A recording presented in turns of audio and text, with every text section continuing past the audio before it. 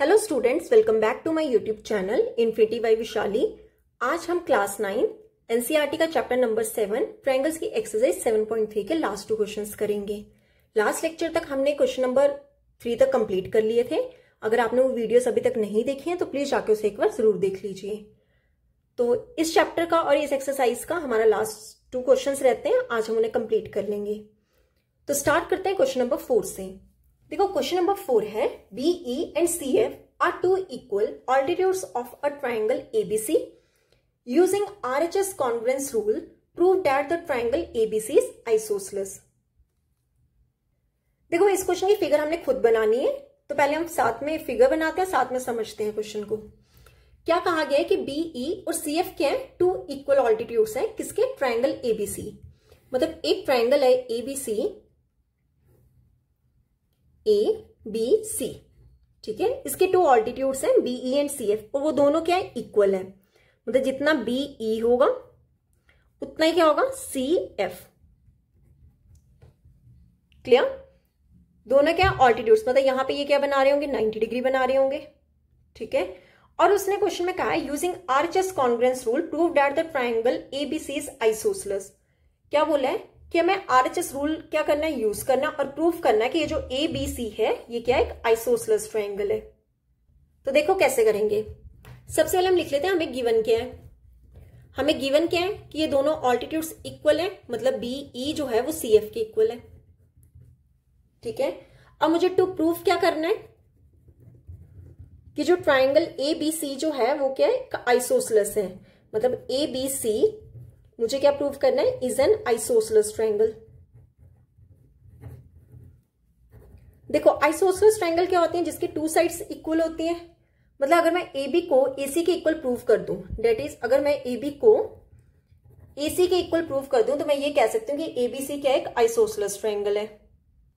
तो देखो कैसे करेंगे प्रूफ। आप क्या करो कि ये जो ट्राइंगल्स हैं हमारे जो ऑल्टीट्यूड के साथ, इनको लेके चलते हैं।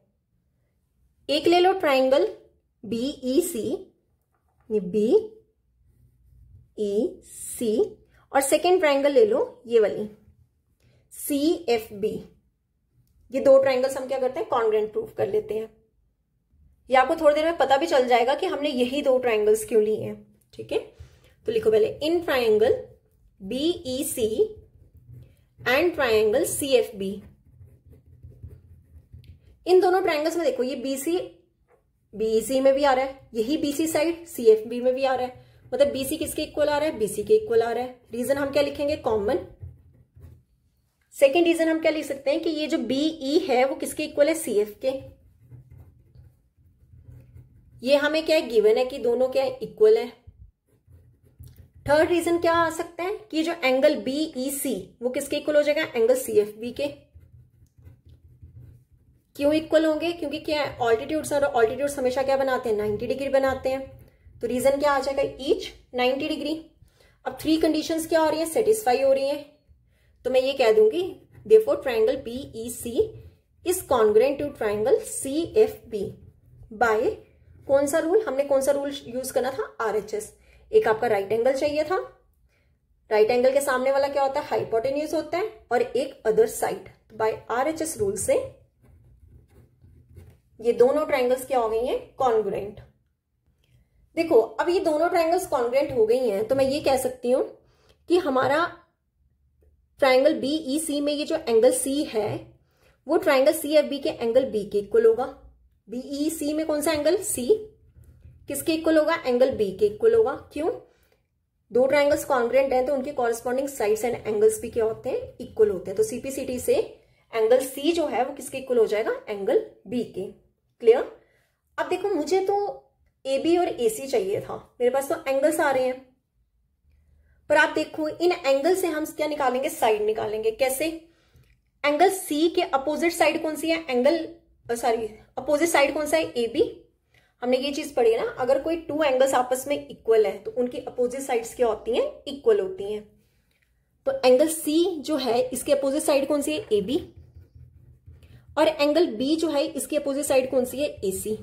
यही हमें प्रूफ करना था कि अगर AB AC के इक्वल हो गया तो ABC is an isosceles triangle. अब ये जो ए बी ए सी के इक्वल आ गए, इसका रीजन लिख दो।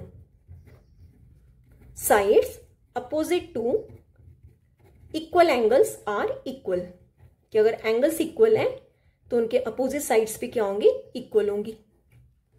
ठीक है, अब ए बी ए सी के इक्वल आ गए तो हम ये कह सकते हैं therefore A B C is an isosceles triangle. ये हमें क्या करना था, इस क्वेश्चन में प्रूव करना था।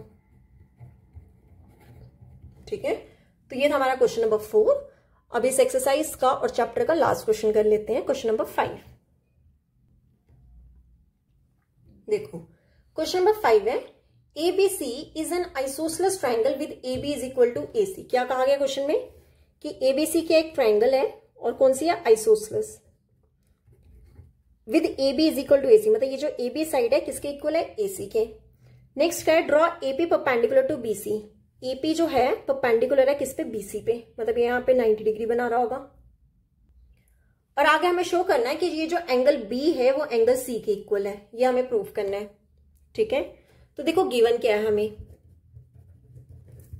बहुत इजी है कि ABC एक आइसोसेलेस ट्रायंगल है, AB AC के इक्वल है, AP परपेंडिकुलर है BC के, ये भी 90 डिग्री होगा, और शो करना है angle B is equal to angle C। तो गिवन क्या है वो लिख लो कि ABC is an isosceles triangle, वो आइसोसेलेस ट्रायंगल है, और क्या बोला गया है, AB साइड AC के इक्वल है। ठीक है, और हमें क्या गिवन है कि AP जो है वो परपेंडिकुलर है BC पे। क्लियर? टू शो मुझे क्या करना है कि ये जो एंगल B है वो किसके इक्वल है, एंगल C के। Angle B is equal to angle C। कैसे करेंगे प्रूफ, देखो अब देखो ये एंगल B जो है ये कौन सी ट्रायंगल में आ रहा है, ABP में, और जो एंगल C है वो कौन सी ट्रायंगल में आ रहा है, ACP में। अगर मैं ये दोनों ट्रायंगल्स क्या कर दूं, कॉन्ग्रुएंट प्रूफ कर दूं, तो मैं ये कह सकती हूँ कि एंगल B किसके इक्वल होगा, एंगल C के। तो देखो triangle, in triangle ABP and triangle ACP, कौन कौन सी, ये ABP एंड ACP। अब इन दोनों में AB AC के इक्वल है, ये हमें क्या है, गिवन है। और हम क्या लिख सकते हैं कि ये जो एंगल हमारा APB किसके इक्वल होगा, एंगल APC के। क्यों, क्योंकि ईच के है 90 डिग्री, मतलब ये जो एंगल APB किसके इक्वल होगा, एंगल APC के। रीजन ईच 90 डिग्री, क्यों, क्योंकि वो क्या है, परपेंडिकुलर। परपेंडिकुलर हमेशा क्या बनाता है, 90 डिग्री बनाता है। थर्ड रीजन हम क्या लिखेंगे, देखो ट्रायंगल ABP में AP साइड आ रही है, सिमिलर ट्रायंगल ACP में भी AP साइड आ रही है, मतलब AP किसके इक्वल हो गए, AP के। रीजन दोनों में क्या है, कॉमन है। क्लियर? अब देखो तीन कंडीशंस क्या हो रही हैं, सेटिस्फाई हो रही हैं, तो मैं ये कह सकती हूँ therefore triangle ABP is congruent to triangle ACP बाय किस रीजन से होंगी, ये आपका राइट एंगल है, सामने वाली हाइपोटेन्यूज है, और एक आपकी क्या आ रही है, साइड, सॉरी ये वाली साइड आ रही थी, तो राइट एंगल आ रहा है, हाइपोटेन्यूज आ रहा है और साइड आ रहा है, तो मतलब क्या हो जाएगा, बाय RHS रूल। तो आपका RHS रूल से ये दोनों ट्रायंगल्स क्या हो गई, कॉन्ग्रुएंट हो गई। और अगर आपके दो ट्रायंगल्स कॉन्ग्रुएंट हैं तो उनके कॉरेस्पॉन्डिंग एंगल्स भी क्या होते हैं, इक्वल होते हैं। तो ट्रायंगल ABP में एंगल B जो होगा वो ट्रायंगल ACP के एंगल C के इक्वल होगा बाय CPCT।